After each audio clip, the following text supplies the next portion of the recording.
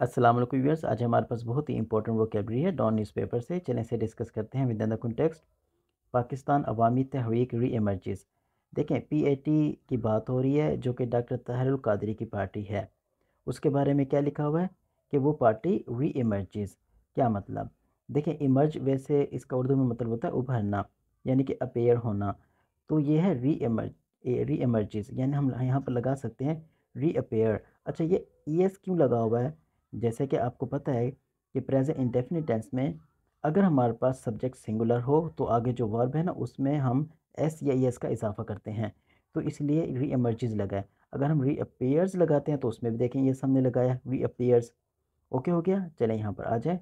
After a dormancy of 7 years। Dormancy a state of inactivity. क्या मतलब? जो पाकिस्तान अवामी तहरीक थी वो 7 साल बाद दोबारा री इमर्ज हुई है, यानी कि 7 साल की डोरमेंसी के बाद, 7 साल की इनएक्टिविटी के बाद, यानी कि उसने 7 साल मुल्क के अंदर किसी भी चीज़ में ख़ास हिस्सा नहीं लिया, तकरीबन इनएक्टिव ही रही है। लेकिन अब क्या हुआ है, 7 साल की डोरमेंसी के बाद, 7 साल की इनएक्टिविटी के बाद वो दोबारा री एमर्ज हो गई है, रीअपेयर हो गई है। ओके हो गया। आपको थोड़ी इन्फॉर्मेशन दे दूँ डोरमेंसी के बारे में। देखिए, कई दफ़ा होता यह है कि आप अकाउंट खुलवाते हैं बैंक में, वहाँ पर एक दफ़ा आपने ट्रांजैक्शन कर ली, उसके बाद फिर क्या कहते हैं आपको ज़रूरत नहीं पड़ती, आप ट्रांजैक्शन नहीं करते। लेकिन अगर आपको कुछ अरसे बाद दोबारा ज़रूरत पड़े, मिसाल है साल 2 साल 3 साल बाद, तो बैंक वाले आपसे कहते हैं कि आपका अकाउंट डोरमेंट है। क्या मतलब? यानी कि आपका अकाउंट इनएक्टिव है।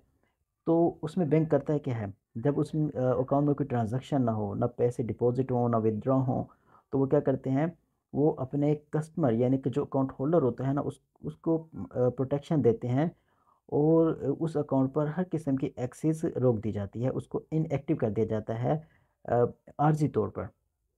Okay okay. जब भी आपको कहा जाए ना, ये बैंक वाले अगर आपसे कहें कि आपका अकाउंट डोरमेंट है, तो आपने अंडरस्टैंड कर लेना है क्योंकि आपने अकाउंट यूज़ नहीं किया काफ़ी अरसे से, इसलिए आपके अकाउंट को फ़िलहाल टेम्प्रेरी तौर पर बंद कर दिया गया है।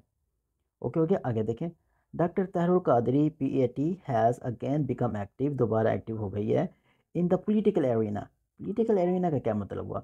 देखिए, एरिना का मतलब होता है मैदान। वैसे इसका एक और वर्ड है उर्दू में, अखाड़ा। क्या मतलब? जैसे कि वो होते हैं ना कबड्डी वाला, जो मैदान होता है ना, हम उसको अखाड़ा कहते हैं।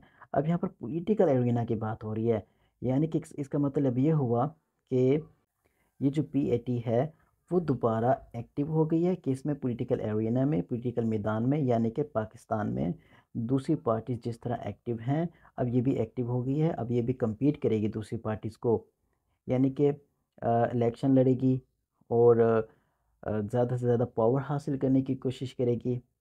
ओके हो गया। इसका मतलब ये हुआ। उसके बाद अनाउंसिंग इस decision to take part in the February 2024 general elections. Take part ये हमारे पास फ्रेजल वर्ब है। टेक पार्ट का मतलब है हिस्सा लेना। अब उसने क्या अनाउंस किया? उसने अपना डिसीजन अनाउंस किया कि वो फरवरी जो 2024 के इलेक्शन होने जा रहे हैं उसमें हिस्सा लेगी। ओके, चले मिलते हैं नेक्स्ट वीडियो में। Thank you.